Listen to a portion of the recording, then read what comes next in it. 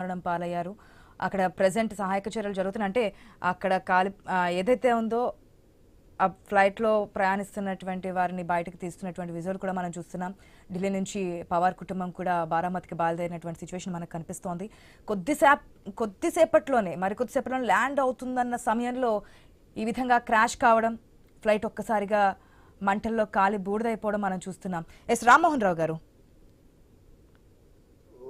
మనకు అజిత్ పవార్ గారి గురించి మాట్లాడదలుచుకుంటే 67 ఏళ్ల వయసు అయినది. 22 జూలై 1959 లో పుట్టారు. తన పెద్దనాన్న శరద్ పవార్ మరాఠా యోధుడు అంటాం. ఆయన అడుగుజాడలు నడుచుకుంటూ నిజంగా చెప్పాలంటే కింది స్థాయి క్షేత్రస్థాయి నుంచి వచ్చిన నాయకుడు. వారు మరణం విషాదకరం. వారి గురించి 4 ముక్కలు మనం మాట్లాడుకోవాల్సిన అవసరం ఉన్నది. 1982లో ముఖ్యంగా చక్కెర సహకార బోర్డు సభ్యుడిగా మొట్టమొదటి రాజకీయ రంగంలో ప్రవేశం చేసిండు. అతను 1991లో పూణే జిల్లా కోఆపరేటివ్ బ్యాంక్ చైర్మన్ కూడా ఎన్నికైంది. ఆయన 1991లో చట్టసభలకు ఎన్నికైన మొట్టమొదటిగా బారామతి లోక్సభ స్థానం నుంచి తొలిసారి ఎంపిక అయ్యాడు. అజిత్ పవార్ అదే ఏడాది జరిగిన అసెంబ్లీ ఎన్నికల్లో బారామతి ఎమ్మెల్యే కూడా గెలిచిండమ్మ. ఫస్ట్ ఎంపీకి ఎన్నికైండు, ఆ తర్వాత ఎమ్మెల్యే. అప్పటి నుంచి రాష్ట్ర రాజకీయాలకే పరిమితమైంది. ఆఫ్టర్ 1991 ఒకసారి ఎంపీకి గెలిచి మళ్ళీ వెంటనే ఈ రాష్ట్ర రాజకీయాల పరిమితి 7 సార్లు ఇప్పటికి మొన్నటి దాకా చూసుకుంటే అప్పటి నుంచి ఇప్పటిదాకా 7 సార్లు అదే బారామతి నియోజకవర్గం తన సొంత నియోజకవర్గం అక్కడి నుంచి ఎన్నికవుతున్నాడు. ఒక దేశంలో తన పెద్దనానికి వ్యతిరేకంగా తిరుగుబాటు చేసి మన నేషనలిస్ట్ పార్టీని చీల్చారు కూడా. ఆయన నేషనలిస్ట్ కాంగ్రెస్ పార్టీని చీల్చి అంతకుముందు ఏకనాథ్ షిండే మంత్రివర్గంలో కూడా ఉన్నారు ఉప ముఖ్యమంత్రిగా. అట్లాగే మళ్ళీ మొన్నటికి మొన్న మళ్ళీ మనం దేవేంద్ర ఫడ్నవీస్ నాయకత్వంలో ఏర్పడిన ప్రభుత్వంలో కూడా మన ఉప ముఖ్యమంత్రిగా ఏకనాథ్ షిండేతో పాటు ఈయన కూడా ఉన్నారు. ఒక రకంగా చెప్పాలంటే కాంగ్రెస్ పార్టీ నుంచి వీడి మనకి శరద్ పవార్ స్థాపించినప్పుడు కూడా పెద్దనాన్న అడుగుజాలను జరుపుకుంటూ ఆయన వెంటనే ఉన్నాడు. 1999లో కాంగ్రెస్ పార్టీ చీలిక వచ్చినప్పుడు పిఏ సంగ్మా అట్లాగే శరద్ పవార్ ఇద్దరు విభేదించి సోనియా విదేశీయతను ప్రశ్నిస్తూ బయటకు వచ్చారు. అప్పుడు 99లో కూడా శరద్ పవార్ ను కాంగ్రెస్ పార్టీ పిలిస్తే అప్పటి నుంచి కూడా ఈ మన మహారాష్ట్ర కాంగ్రెస్ మన ఈ ఎన్సిపి పార్టీకి ఒక పెద్ద పెట్టన కోటగా ఉన్నాడు. చెప్పాలంటే విలాసరావు దేశ్ముఖ్ ముఖ్యమంత్రిగా ఉన్నప్పుడు కూడా నీటిపారుదల శాఖ మంత్రిగా పనిచేశారు. అశోక్ చవాన్, సుశీల్ కుమార్ షిండే, పృథ్వీరాజ్ చవాన్ మంత్రివర్గంలో కూడా ఆయన వరుసగా అపారమైన అనుభవం ఉన్న మంత్రిగా పనిచేశారు. ఇప్పుడు ఇవాళ నిజంగా మరి చనిపోవడం అనేది ఒక విషాదకరమైన సంగతి. 7 సార్లు ఎమ్మెల్యేగా, క్షేత్రస్థాయి రాజకీయ నాయకుడిగా, ఒక పార్టీ వ్యవస్థాపక సభ్యుల్లో భాగమై తన పెద్దనాన్న చేదోడు బాధగా ఉండి ఆయనతో విభేదించి కూడా మళ్ళీ ఎన్సిపి అసలైన పార్టీగా తెచ్చుకున్నాడు. మీరు చూస్తే ఇటు పక్కన 2 పార్టీలు చీలిపోయినాయి ఈ మధ్య మహారాష్ట్రలో. ఒకటేమో ఉద్ధవ్ ఠాక్రే ఆధ్వర్యంలో ఉన్న శివసేన, రెండోది అజిత్ పవార్ శరద్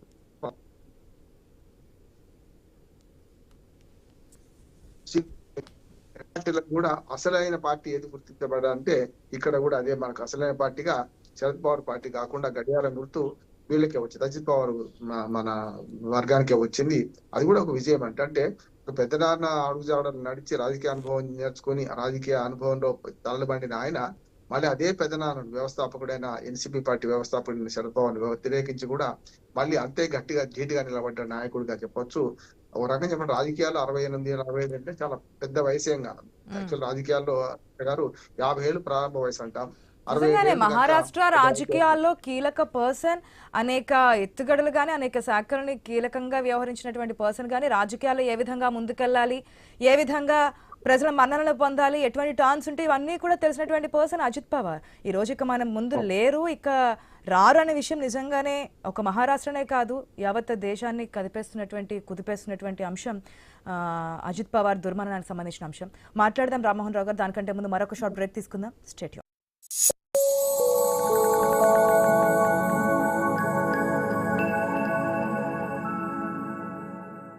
ఎవరిని రుద్దాలని మీ ప్లాన్? టాయిలెట్ ను. కానీ మనం డిటర్జెంట్ తో బట్టలు కదా ఉతుకుతాం. లేదు టాయిలెట్ నే కదా శుభ్రం చేస్తున్నాం. అయినా కూడా అలిపోయిన మరకలు. ఇప్పుడు కొత్తగా తలతల్లాడుతున్నా ఏమైనా? హార్పిక్ ఉందిగా, దీని చీకని ఫార్ములా డిటర్జెంట్ తో పోలిస్తే 10 రెట్లు ఎక్కువగా మరకలను తొలగిస్తుంది, వాలిపోయిన మరకలు తీసేస్తుంది. ఇంకా ఎంత మంచి వాసన. సరికొత్త టాయిలెట్ కోసం హార్పిక్ ఉందిగా.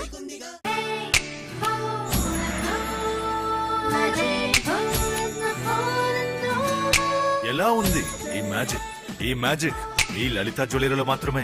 పాత నగలిచ్చి 5 to 11 months లో అదే బరువుకి కొత్త నగలు తీసుకోండి. ఎక్స్ట్రాగా ₹1 కూడా ఇవ్వకండి. Magic old gold exchange. పదే స్కిన్ మీద ఇవేందుకు వస్తాయి? చాలా వరకు స్కిన్ ఇన్ఫెక్షన్స్ కి జర్మ్సే కారణం.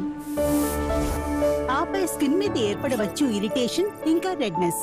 ట్రై చేయండి డెటాల్ స్కిన్ కేర్ సబ్బుని. ఇది స్కిన్ ఇన్ఫెక్షన్ కలిగించే జర్మ్స్ ని నిర్మూలిస్తుంది, ఇంకా స్కిన్ ఉంటుంది సాఫ్ట్ గా. డెటాల్ స్కిన్ కేర్ సబ్బుని స్కిన్ ఇన్ఫెక్షన్ నుంచి రక్షణ.